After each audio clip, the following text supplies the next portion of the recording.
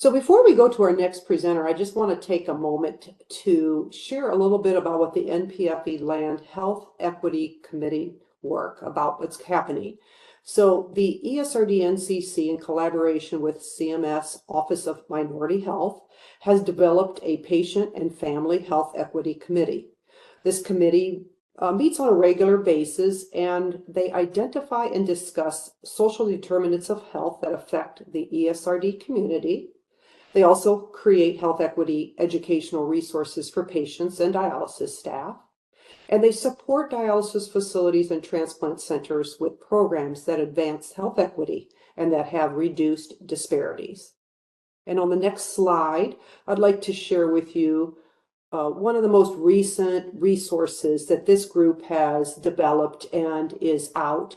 It is called Words Matter. It's a trifold brochure that's available on our website in English, Spanish, and large format. And you can see the link down there. That link takes you not only to this resource, but to other resources related to health equity and other patient-developed resources. But it's just one example of what the good work of the Health Equity Committee is doing.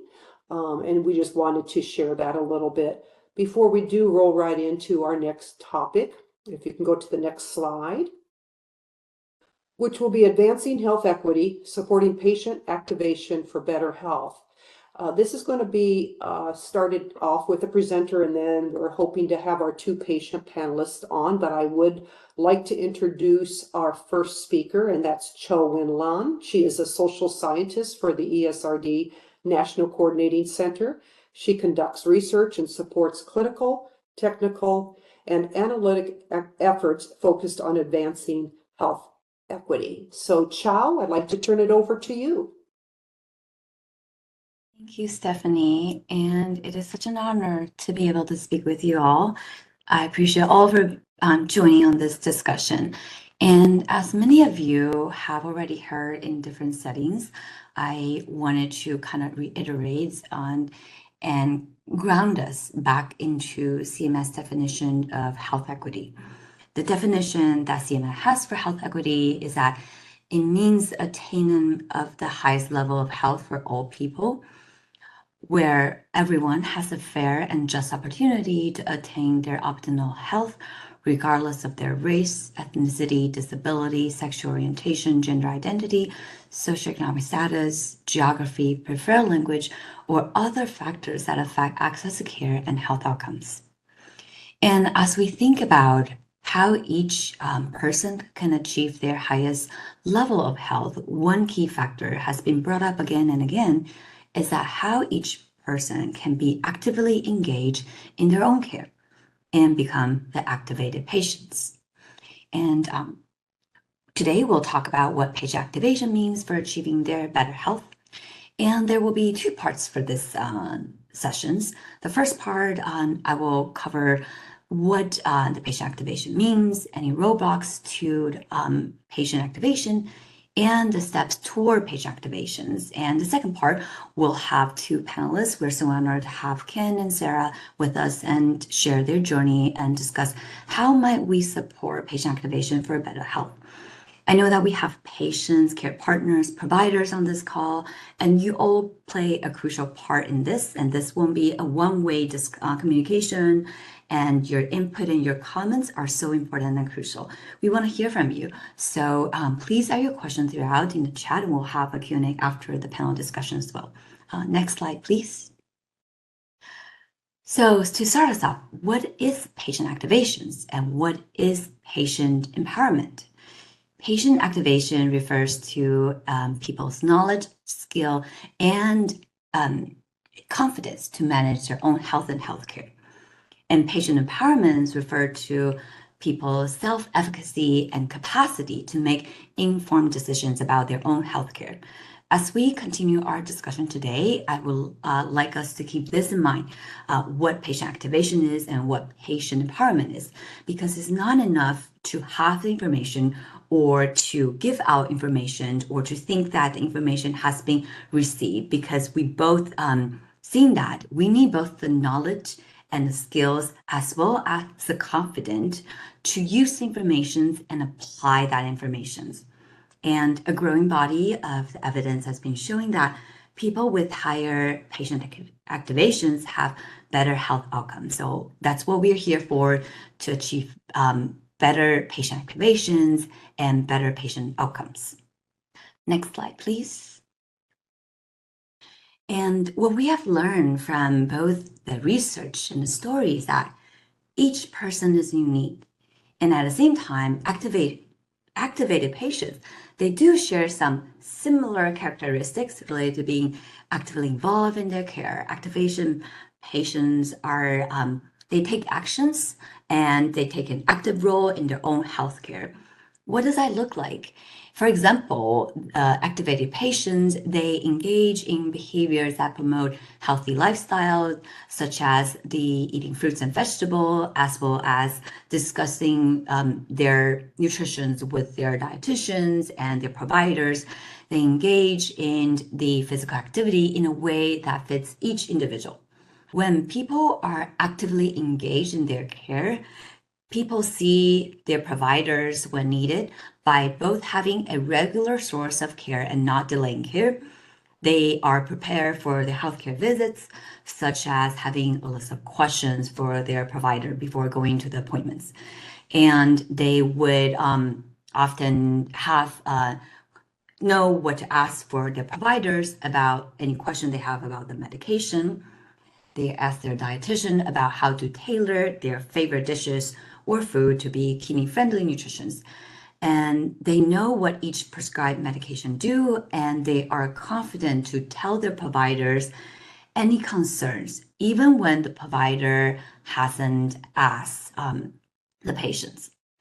And not only do the activated patients, they are engaging in the consistent self-care, they also are able to manage the chronic health condition by seeking information, to always being on top of it, to get better understanding about their health throughout their health journey, such as we've been seeing that, such as keeping diary, or of things like keeping the health records, knowing the blood pressure reading, making sure that they understand each of the lab report results. And of course, many of you would know more what an activated patients look like. This is not an exhaustive list that we just went through, and many of you have seen them. Many of you are them, and you will also hear from our panelists very soon about their own journey of becoming activated patient and staying actively engaged in their own care. Next slide, please. And before we discuss some common challenges for patient activations and patients engagement, we have our first poll question here. We would love for you to participate in the poll questions. You'll see on your screen, and please take a few seconds to select your response to this poll. So the poll question is, what do you think is the biggest barrier to being an activated patient? Know that we have patient, we have care partner, we have provider in our audience. Please do pick the response from your perspective, and all your responses are welcome. We have responses ranging from understanding the health information using technology as the barrier, being overwhelmed by the treatment plan, finding it hard to connect with the healthcare team, limited support from care partners or family members, or all of this above, or not so sure at this moment about what is the biggest barrier to being an activated patient. Of course, there's no wrong answer to this. We want you to all add in your perspective and to your questions. And now that we have touched about what healthy behaviors related to being activated patients, we also wanted to touch about the barriers and the roadblocks that may delay someone from becoming an activated patient. So let's first consider some barriers that might affect accessing patient portal or other health informations. For example, many of you are well aware that limited digital literacy or low health literacy, this can hinder someone from actively participating in their own care, because accessing and navigating a complex healthcare system can be a roadblock that prevents anyone from seeking treatment, from accessing their healthcare records, maybe a patient is unaware of what's happening with their health because they have no access or they don't have the means to access those informations via the patient electronic portal. From barrier to scheduling system, to insurance, to finding the correct specialist to speak to, just to name a few. And any of this can deter a person from becoming an activated patient.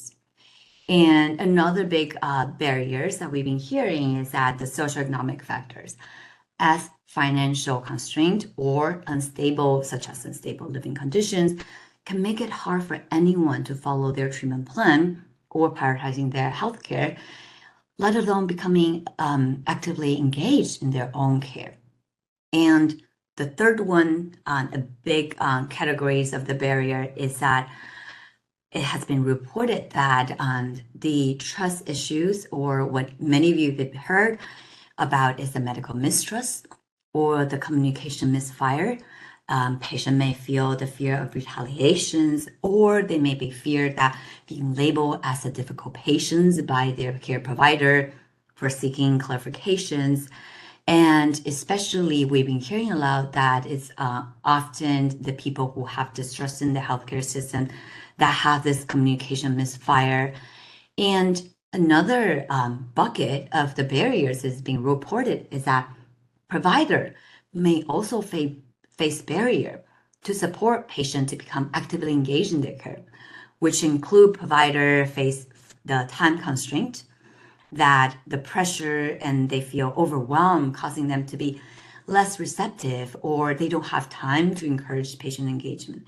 And knowing that some of these barriers are structural barriers, meaning that is the way that some of the things designed in the process that way beyond any one of the individual controls, such as how the communication designed or how the communication or information can be accessed. That's what something that we actually wanted to be able to bring attention to and resolve. And let's take a look at our poll results. So I know that many of you have already participated.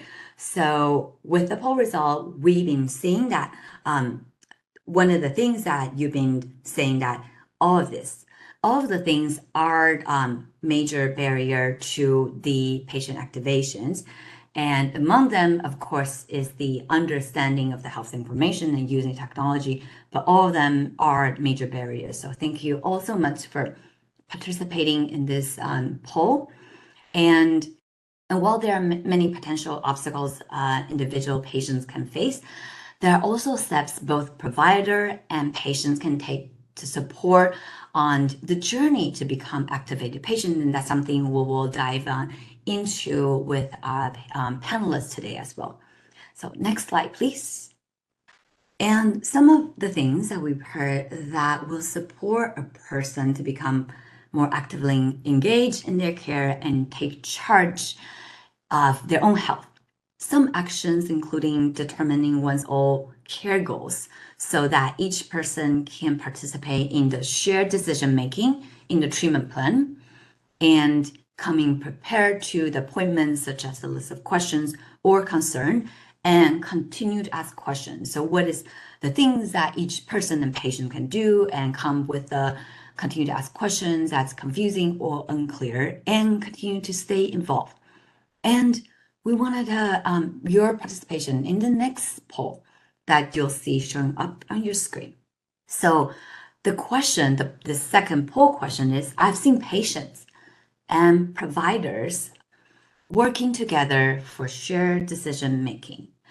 And so this poll, that whether you're coming as a patient's perspective or as a care partner or as a provider, that you've seen that patient and provider working together for the shared decision making, whether it's yes, you've seen that happening regularly, or you kind of sort of being seeing that, and or maybe it's not really that you're not so sure, or no, that hasn't been something that you've been seeing occurring about shared decision making.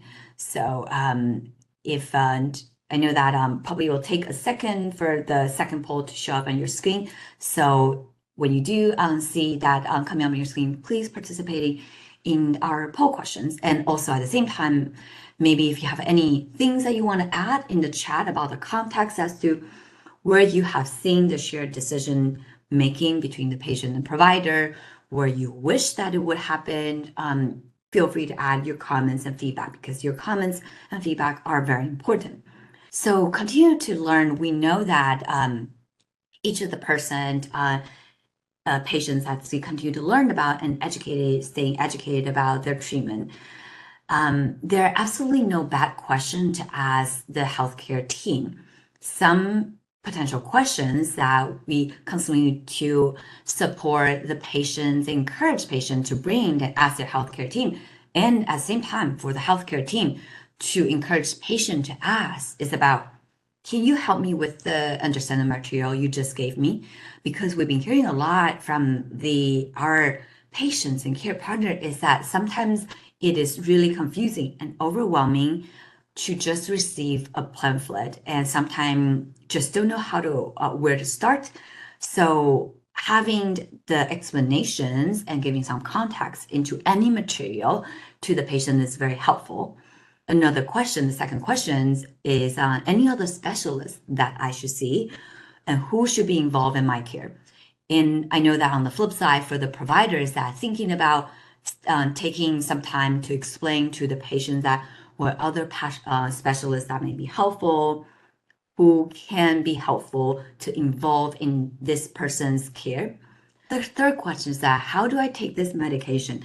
Anything to be mindful when taking this medication? That's often something that can be quite confusing for anyone to kind of manage. So having that information and being able to ask that question, as well as for the provider providing that questions.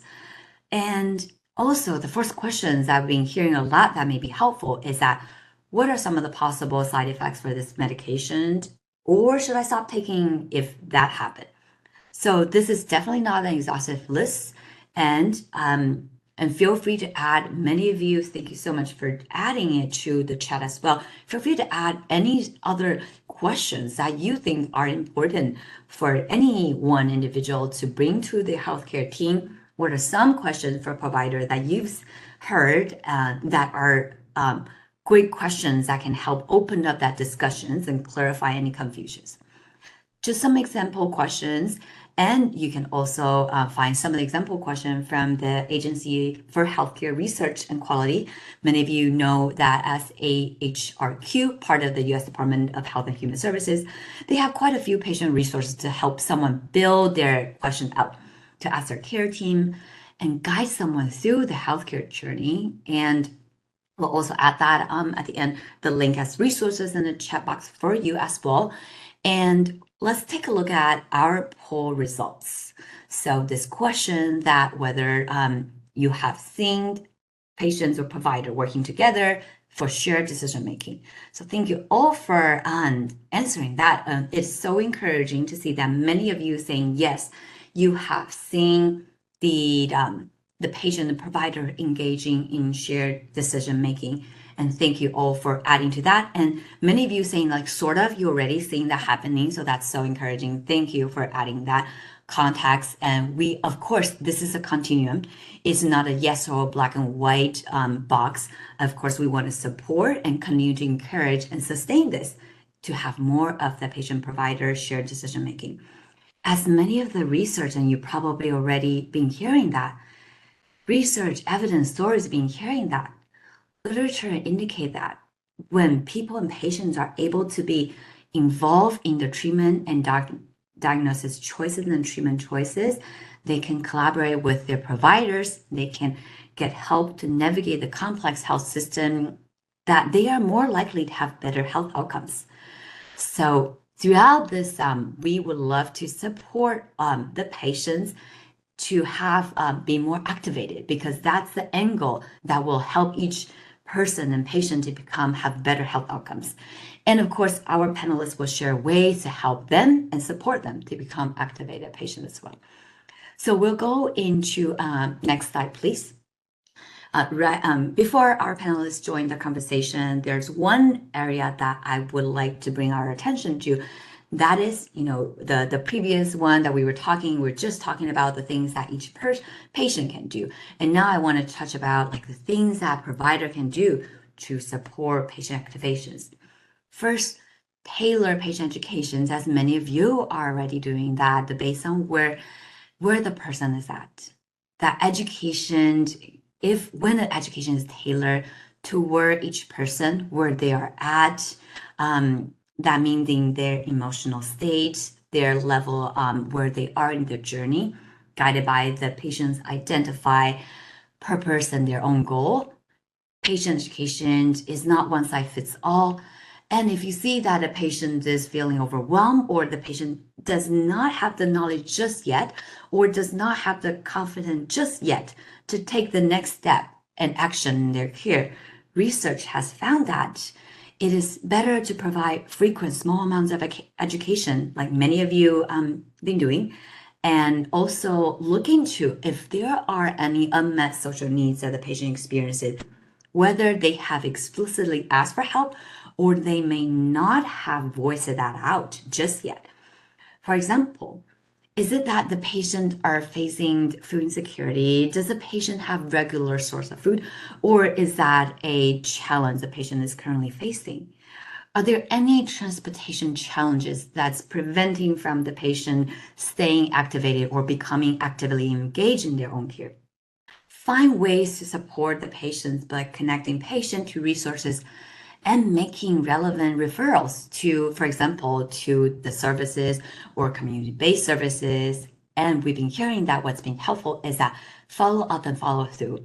When you make a referral, follow up and follow through to make sure that the patients have the support they need. And if the patient is proactive, further along in becoming activated and engaged in their own care, they're already asking a lot of questions, engaging in the recommended care plan. Research has also found that it is better for the provider to provide with a direct access to educational resources, when they ask questions, and help them along as they are proactive in their own care. So we have one more poll, and thank you for being engaged and participating in our poll.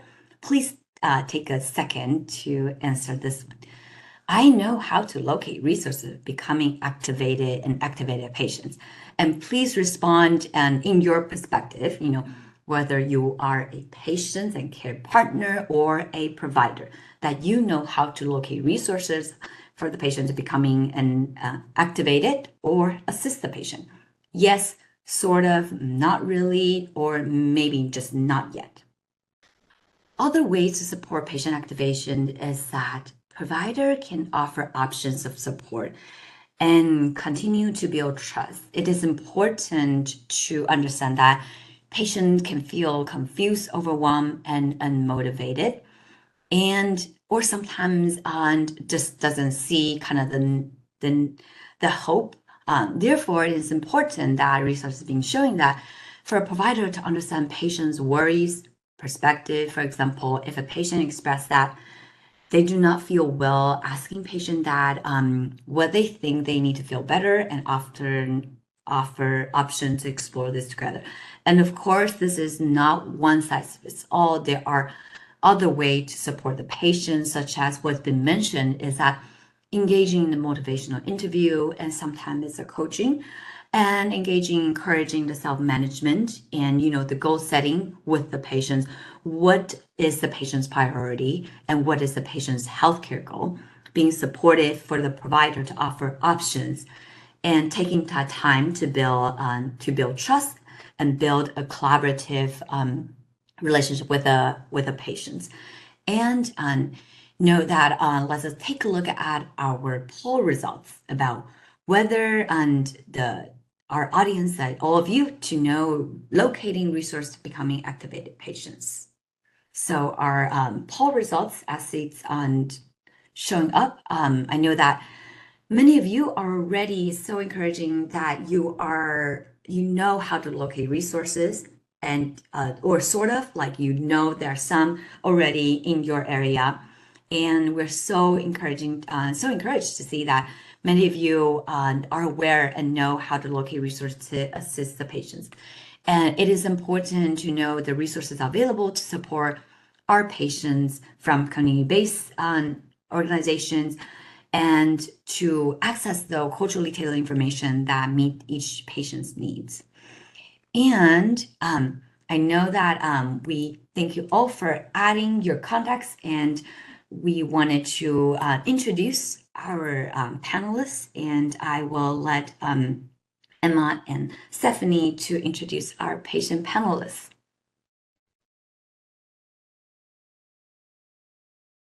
Thank you, Chiao. So yes, we have we have one of the panelists today. We had Ken, who was not able to join us, but we have Sarah on the phone, Sarah Ruiz. Sarah Ruiz is a two-time kidney recipient. Her first was in February of 1998 from her sister, and her second was in October 2021 from a cadaver. She was on in-center dialysis for 7 years and was on the transplant wait list for 7 years. So let's please welcome Sarah. Can you unmute yourself? Okay. Can you hear me? Yeah, you sound great. Okay. Hi, everybody. Hi, Sarah. Thank you so much for being here with us. And as I was just talking about, that we would love for you to share some of your journey in becoming an activated patient. So, the first part is that we wanted to understand from your what your own personal journey and things that you've seen, that how did you become an activated patient? Can you tell us about actions, that you take to becoming more involved in your healthcare journey? And what are some of the first steps, if you can kind of recall and share with us of becoming an activated patient? Okay. Well, my first journey was back in 1998 with my first kidney. Like, my sister donated my first kidney. I had no idea. I wasn't proactive. I just went with the flow and just took my meds and didn't ask questions. I didn't have a mentor to guide me, so I just went on about. I guess with the years, that's when I started noticing, oh boy, I have to get proactive here, ask questions. I think the best way to do it is just to ask a lot of questions along the way. And by 2021, October 1st, for my second transplant, I knew all the right questions to ask. I did research on the websites. I asked the nephrologist tons of questions. During dialysis for 7 years, I asked patients questions. We compared notes. We helped each other out. And so, yeah, I did what I had to do. I took all my meds. I would research my meds, all of them, what it can cause. Why am I getting this? And I would call the doctor. If my primary would give me some kind of medications, like I had the COVID, and he gave me a medication, and the way I do it is I would call the hospital first and say, can I take this medication? And it turned out that I couldn't take up that medication. So they gave me another medication that was for me, right? So there's been instances like that I guess primaries or cardiologists, or they don't know, or they just, I don't know, they just might not give you the appropriate medication for you. So asking a lot of questions, is one of the ways I did it, pretty much. Thank you so much, Sarah. That's so helpful to, as you mentioned, about asking a lot of questions and to your healthcare team, and also compare notes with other patients. And you also mentioned about researching medications and things that to really understand each of the medications. Can you give us some of the example that, asking the questions and, maybe can you also kind of guide us through, like, if a person is feeling like, I don't know, like, if I can ask that question, or I don't know if it's okay, I don't know if it's the right question. Can you kind of talk a little bit more about how to how to ask a lot of questions, what question to ask and how to do so, because I think sometimes like maybe we have a question, but we don't know how to ask them or when to ask them. Sure, and there's a lot of patients that are afraid to ask questions. They feel it's inappropriate or be proactive that way. You have to be honest with yourself and honest with your doctors. And if it's like a topic, for example, of depression, which I feel that 90% of dialysis patients, we suffer from that, but some people are scared to ask or embarrassed. You have to say to yourself, listen, this is for me, for my body, I have to ask, I will ask the questions, even if it's difficult or embarrassing, which I did. Like, for example, I am mentoring now a patient that is very depressed, and I met her in person, and she says, "Oh, I just feel so embarrassed. I don't want to, tell them that this is how I feel." I'm like, "Well, you have to, because they're there to help you." So I advised her, just do it, and they'll guide you to the right people, and they'll help you out, and you'll pull through this. So that's a way that I just, I don't know, I didn't feel embarrassed asking questions. I just did it because I had to do it, that kind of thing. For example, another instance was when I was on dialysis. I've had 6 surgeries, and I don't know, for some reason I had lost. I'm normally 140 pounds, and I went down to 89 pounds during dialysis. And I didn't like the way I was, I felt, and I looked, and I didn't feel good. And I had to ask my nephrologist. I would go in and weigh myself, and he happened to be there, and I just would say, when are we going to do something about my weight? And I would just, sometimes, I was kind of tough on them, but, that's how I got things done. And it took several times to put it across that, I needed help. And I did it. And soon enough, they gave me IV with my dialysis treatment, and I gained weight little by little, and, now I'm back to my normal weight. So sometimes, not that you have to be mean, but you have to be kind of pushy, or however you want to call it, proactive, just speak up. And a lot of people are afraid to do that or embarrassed. Yeah, thank you, Sarah, for sharing some of the concrete examples about, how to ask a lot of questions and just kind of be honest and kind of overcome that feeling of I might get embarrassed by asking the question and ask for help and be proactive. And one of the things that you had also mentioned is that you were able to compare notes with other patients. And can you also share a little bit about the kind of the support that you kind of seek out, whether it is peer support? I know that you mentioned that back when you were earlier on the journey that there were no kind of the peer mentor. Can you speak about kind of the ways that engaging and maybe speaking with the patient ambassador, or now that if it's available for the patient, that the peer mentor and the benefits of that? Oh, absolutely.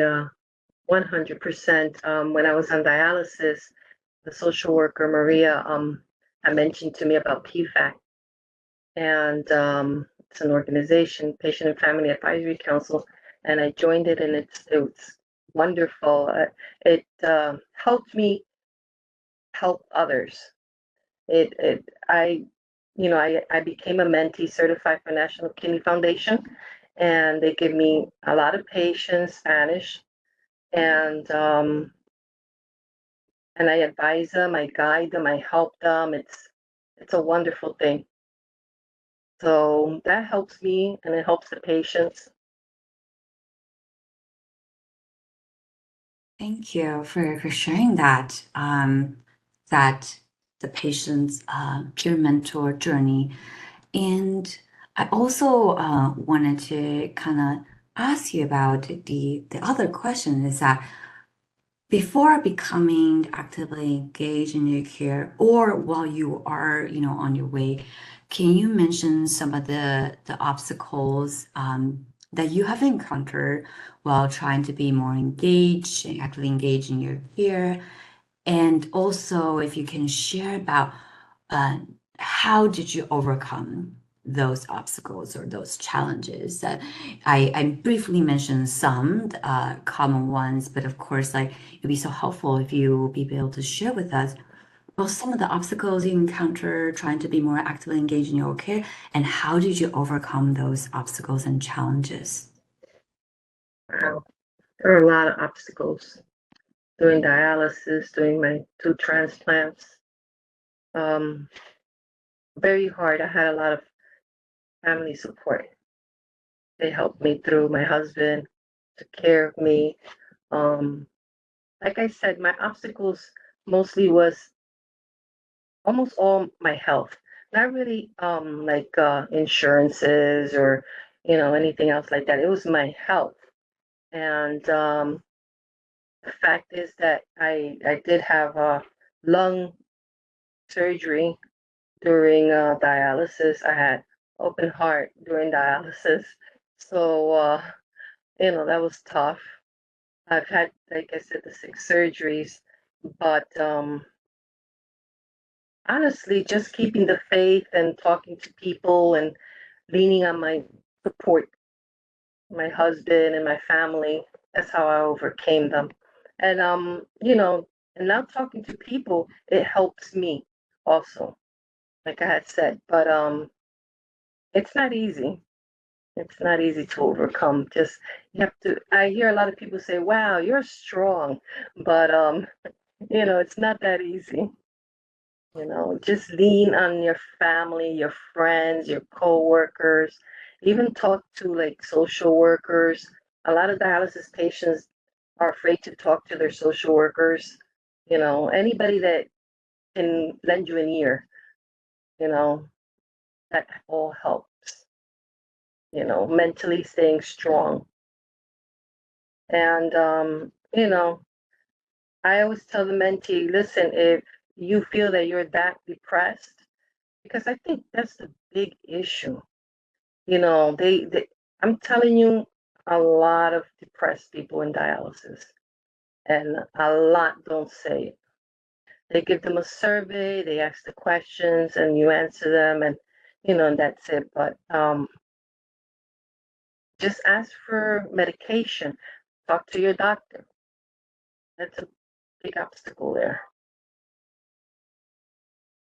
And Sarah, you have mentioned something. I think it's about that some, not all, but some of the dialysis patients may not feel comfortable talking to the social worker just yet.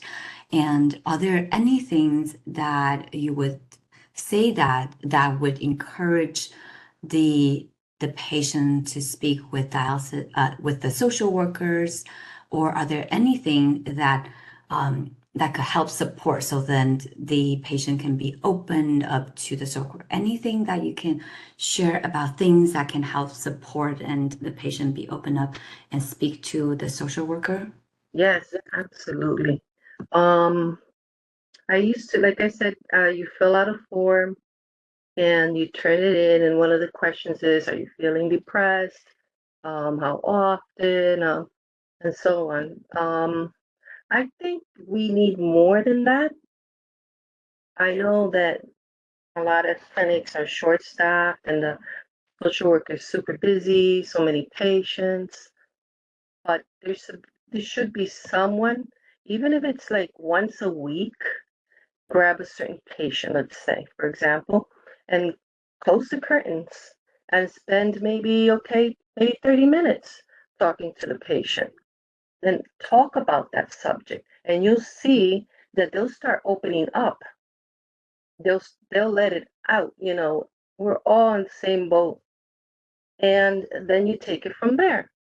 If you feel they need to talk more, schedule another appointment, and do that with every patient. It's like a one-on-one, it won't take the person, the social worker, the whole day, but maybe 30 minutes out of the day, schedule it, and you'll see, and it will help the patients, even if they don't need medication or whatever, but they can talk, they can let it out, because they can't sometimes do that with their families. They don't want to be a burden, or they're too embarrassed to talk to friends. So that might help a lot, honestly. I think that's what would have helped me. Thank you. That is so helpful to hear about your perspective on that one. And as you kind of mentioned about that, the weekly, maybe just talk briefly, whether it's 30 minutes and then see how that building that trust, and then maybe later on leading to like actually having a dedicated time to talk about it. The next question I wanted to hear from, if you can share with us, what did others do or have done to help you becoming a full partner in your care? And when I say that the other quote unquote is that including the what care partners they have done, including the healthcare team members, if you have things that you can give us some example of specific healthcare team members they have done to help you becoming full partner in your own care, to stay engaged in your care, whether it is including social workers or the doctors or the nurses, or maybe it's the AA. So if you can kind of share with us that the different instances or the example of how each person they may play a role, and what do they do to help you become actively engaged in your own care, or they have done, and what they have done to encourage you to be engaged in your own care. My family, really. I have wonderful doctors. My nephrologist at St. Barnabas. I admire her. I love her. She was the one that really spoke for me. Seeing her, it's like when I see her, I'm like, yes, I'm doing great. I'm gonna continue doing great. She's really nice. Because when the transplant time came for me, I had breathing issues, and all the doctors were like, no, this cannot be done. But she pushed for me, so she has helped me a lot, and my family helped me a lot. That's pretty much it. Thank you for sharing that. What others has done has made a difference in helping you and supporting you to be fully engaged in your own care. And can you share some of the specific instances where being proactive in your own care and staying actively involved in your own care made a difference in your own care treatments and your own health? Yeah, I take my medications on time every day. I make sure I do that. I do work out. But again, I do a lot of research and on my illness, and I do as much as I can. I stay active, and I ask a lot of questions. It's just I try to stay physically fit, mentally fit as possible. Yeah, I stay pretty active, physically and mentally.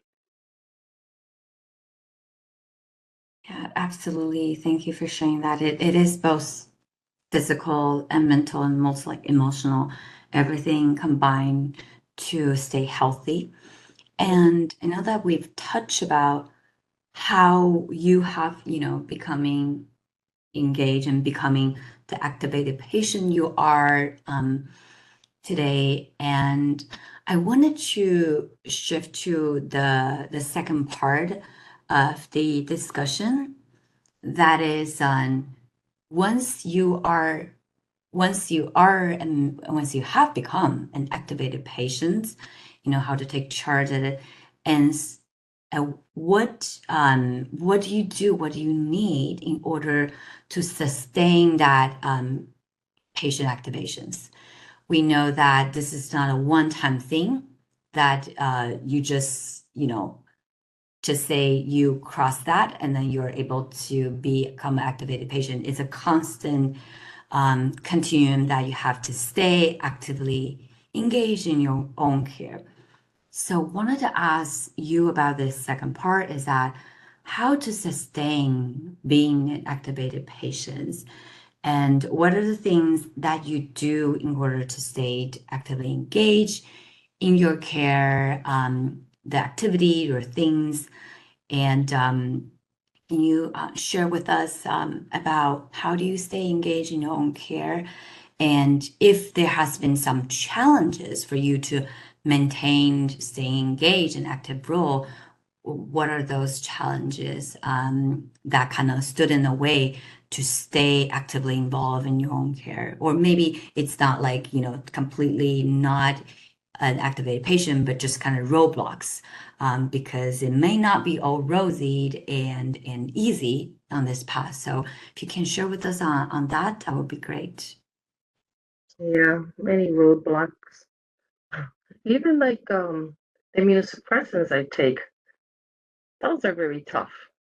They have a lot of side effects, that you have to deal with, and just managing them, learning to deal with them. And again, if you feel different or something's not right, being proactive and calling, reaching out, not keeping everything to yourself, that's how I move on. It's like step by step. And if this happens, stop thinking, what do I do now? That kind of thing. Who do I talk to? Let me look this up. What is this? Um, that's roadblocks are always going to be there. You just have to do one thing at a time. Just catch your breath and just say, okay, this is happening. What do I do? And take it from there, little by little. It becomes overwhelming. Being in dialysis is overwhelming. Being 2-time transplants is overwhelming. I mean, the first transplant for me was okay. I was younger, and I was taking these neural pills and for years, and after a while they became toxic. So I almost lost my kidney from them, and that was bad. So from there, I went to dialysis. Now my second one, it's not easy either. I've had 2 biopsies on it, and when I came out of the hospital, I couldn't walk. That was a big obstacle. And during the same time, I had to get on oxygen because my lung was not functioning that well. So I decided I listened to my doctors and I'm very compliant. But as far as the oxygen, I was like taking it with me everywhere. And it was just, I was not happy. And little by little, I started just working out, doing the treadmill, taking it off for a while, little by little. And eventually I just took myself out of it. Just doing the exercise, the breathing exercise, the treadmill, I kept saying, well, I'm not going to live my whole life with this attached to me, that kind of thing. That was a big obstacle. And I did almost a year, but, I took myself off the oxygen. I'm not on it anymore, that kind of thing. And right after my second surgery, I had this problem that I kept getting UTIs, which is common in women and transplants, by the way. And I had maybe a total 9-10 UTIs, and I went back for another surgery on the kidney because they had to redirect. Let me just redirect my pipes so that the urine wouldn't back up. So I had to overcome that too, but I did it little by little, step by step, that kind of thing. I have many obstacles. So, but with the help of my family, and like I said, I ask a lot of questions. I am not afraid to tell my doctor, well, this still doesn't work for me. What else? What other option is there? I'm not afraid to say, I'm not the kind of person to say, doctors are 100% right. I'm sorry. I feel, everybody can make a mistake. Every patient is different. What might work for you might not work for me. So that's how I become active. I ask a lot of questions. So I think every patient should do that. I had really quick, I had this mentee, and she's not from this country, and she was afraid to ask. Her husband was willing to donate, but he was scared because he thought, he would get deported and so forth and so on. And I'm like, no, I mean, you have to ask these questions. Don't be afraid to ask. He can save your life, but you won't know unless you find out. Ask your doctor, ask your social worker. Get proactive. One of my mentees didn't even know what proactive meant. So I explained it to her. This is what we have to do with these patients sometimes. Just do it, just don't be afraid. Thank you so much for sharing that. And Sarah, that is so inspiring that now you are encouraging becoming the peer mentor and encouraging other patients, and also so helpful to hear that the one step at a time, the action prep that you were able to do, and there were a lot of the claps from our audience, just really resonated with a lot of the people, and knowing that each person is unique and each person's needs may be different, and also at different time point a person's health and what the needs can be different, as even it's the same patient, same person, but at different time point their needs can vary. From your perspective, what do the patients and the family members, the care partner, need from the healthcare team in order to stay engaged in their own care, stay actively engaged? And from your perspective, what do you think, and what are some of the things that healthcare team can do to provide more person-centered care? If you can provide some of your perspective and also any example, that will be great. Yeah, they need a lot of support. It's not an easy journey. It's harder even for them than probably for us. If they love you and they care for you, it's physically and mentally hard for them also, and they need all support they can get.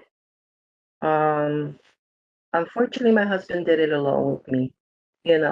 I was actually talking to Yessie, which is the from PFAC, about creating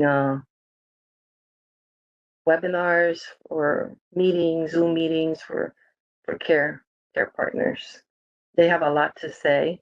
They feel a lot. They also hurt. And I don't think I could be wrong, but I don't think there's much going on for them, for them to talk, an outlet. Yeah. But they need it. They actually do. Thank you for adding that. It's for the care partners, for the family, that they need more support, and adding that context. And any other, from your perspective, any other things that you think for the patients, what do you think the provider and the healthcare teams can do to provide more culturally sensitive and person-centered care? Anything that you've seen, anything that other patients have shared about that they wish maybe if their provider can support that, it will be easier for them, for the patients to stay engaged in their own care? Mm, I don't know. Can you repeat that question? I know it was a lot. Just a little bit. Yeah. Like, Anything that you think the providers can do for the Mhm. patients to help patients, be engaged in their care? okay. Um, like the doctors don't really have too much time. I think the right now the way it is like visits are rushed and people are everywhere just doing stuff. It's so busy, busy, busy.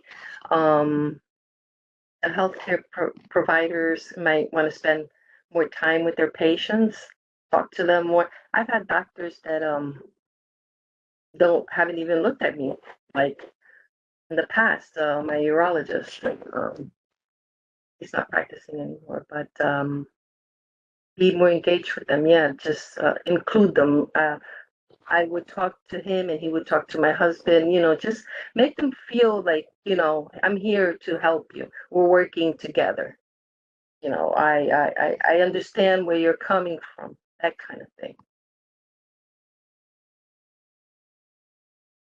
Thank you. Yes, absolutely. It will be helpful for the patients to feel that the providers are here to help. And what advice, before I open up for some of the questions from our audience, and thank you for everyone who've been sharing that. The one last question before we open up to the question from our audience, that what advice, Sarah, would you give to another patients looking to becoming more engaged and actively engage and take charge in their own care?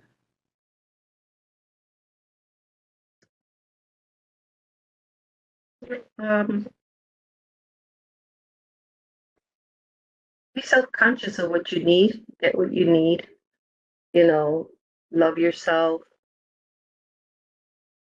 care for yourself, and just have faith. And that's pretty much it. Just take care of yourself as much as possible. When you have a transplant, the way you take care of yourself is taking all your immunosuppressants, no matter how many side effects. You try to, if you're obese, you try to work out. Even if you feel tired, just do a little bit at a time, like what I'm doing. You know, um, stuff like that. Eat healthy. Mhm. Yeah. Thank you, Sarah. That's really helpful. That take one step at a time and take care of oneself, and then asking those questions, and those are some of the very helpful things. And I wanted to go to our chat as well, that to kind of add into some of the things that people have been sharing. So I'm gonna kind of go through from the beginning, and feel free to add new ones, and we'll definitely, as time allow, we'll go to those. So one of the things that being added in the chat is that, what are some of the barriers, as we were talking earlier about, what are some of the barrier becoming an activated patient, is that depressions, mental health, emotional health, that's been mentioned too, Mhm. that, missing treatments that people are being asking, that's become a big barriers. And also, as we were talking earlier about, that some providers, some doctors are good at the shared decision making, while others may not yet. And things that we can look together as a community. What are the things that we can promote and encourage the shared decision making? And also, some of you have been sharing that you see that the patient in home therapy are engaged, actively activated patients, and help other patients become involved as well. And that's really beautiful. And we really hope that you can also, for the provider on the call, that can support that peer-to-peer sharing about the people already on home therapy to be able to share with others, because as Sarah, you've been mentioning, I think what sometimes it can be scary, can be embarrassing to ask those questions. So linking that patient to patient, like what you've been doing on the peer support, are helpful. And one of the notes about the barrier of becoming an activated patient is navigating insurance issues, and of course, like it's the barriers of making appointments and specialists and obtaining the clinical records, and having that stand in the way. And I want to kind of pause a little bit and see if Sarah, you have any other comments you have about, like making appointments, if a patient having difficulty making appointments with specialists, or like obtaining and getting those clinical health records that are kind of barrier. Do you have other tips, or what would you say to your mentee, patient mentee, whether they are just not being able to get to the appointments or don't know how to get to the health records? Do you have any recommendation and Yes, advice? yes, sure. Yes, yes.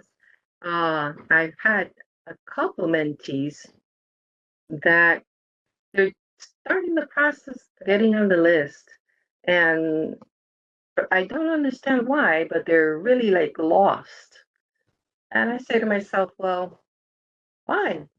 And well, the language is a big problem. That's a big problem. I had this one particular mentee that he's been trying to get on the list for 2 years. And I said, well, what's going on? So as a mentee, there's limited things I can do and I can't do.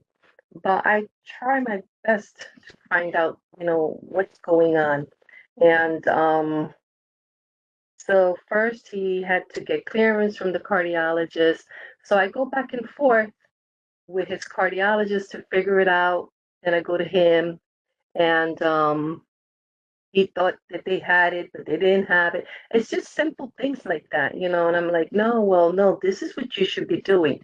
Do this, do this, do this, call this number, so they need guidance. Like a lot of patients don't know what's next and what do I do? Well, I thought I had that test. You did, but it was 2 years ago. So now you need more new tests because the hospital needs updated records. Oh, well, nobody told me that. No, I don't know if nobody told him or he doesn't remember or where it's lost in translation there. So, and then, so those are big challenges. And I would, there has to be somebody that can, like, either the center, the hospital, or make things clear to the patients. I don't know if what's going on in the case, but that's happens. And this one patient that I was mentoring also had explained about biopsies, what she wanted to know. So I always say it's from my experience, right? And she had a total different idea of what a biopsy was. I mean, completely different. And I say to myself, well, why hasn't someone talked to this patient about this? She thought it was like a woman thing. It was totally different. I'm like, no, we're talking about your kidney here. The biopsy is for the kidney, not for anything else. So that's, education. You need to spread a lot of education out there. Yeah, thank you so much, From the Sarah. hospital, or whether it's from their doctors or social workers, they need to educate their patients more. Go into details.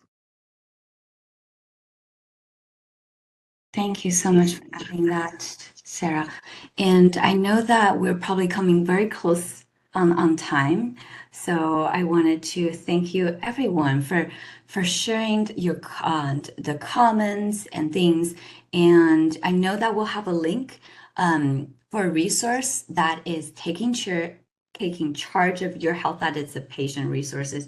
So please do share comments, and we want to thank you all for engaging in both the polls and sharing the information with one another. And thank you so much, Sarah, for sharing many of the helpful tips of becoming activated patient. Of course, this is a journey, so thank you. And I will turn this back to Stephanie.